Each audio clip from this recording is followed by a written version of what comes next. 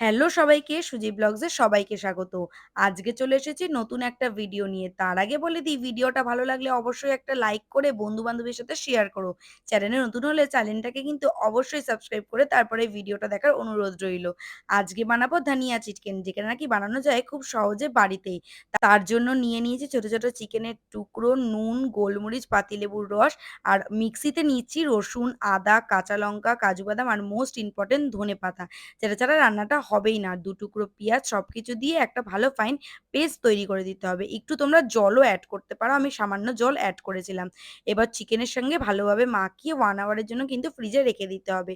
তোমরা যত বেশি জিনিসটাকে ফ্রিজে রাখবে ততই বেশি খেতে কিন্তু ভালো হবে। আরেকদিকে চলে যাই তেল গরম করতে। তেল গরমটা যখন হয়ে যাবে তখন দাও কুচনো পিঁয়াজ। পিঁয়াজের কালারটা যখন একটু অন্যরকম হয়ে যাবে মানে একটুখানি ওই যেটা ভাজা, ভাজা কালার সেই কালারটা চলে এলে এড করো কাঁচা লঙ্কা, টমেটো কুচি। এগুলো দিয়ে ভালোভাবে ভেজে নাও।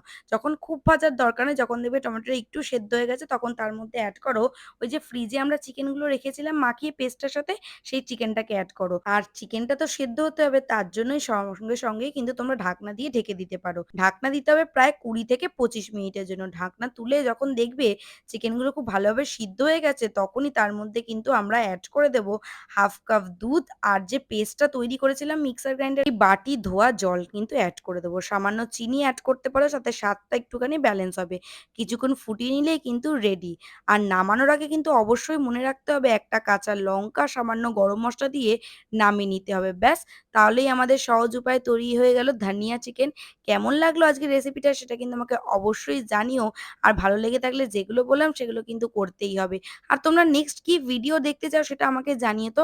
আর তোমরা না আমাকে প্রচুর, প্রচুর সাপোর্ট করতে থাকো যাতে আমি নতুন, নতুন রেসিপি তোমাদের সাথে আনতে পারি। আর আমার এই ব্যাকগ্রাউন্ড গুলো তোমাদের ভালো লাগছে কিনা সেটাও আমাকে জানিও তো।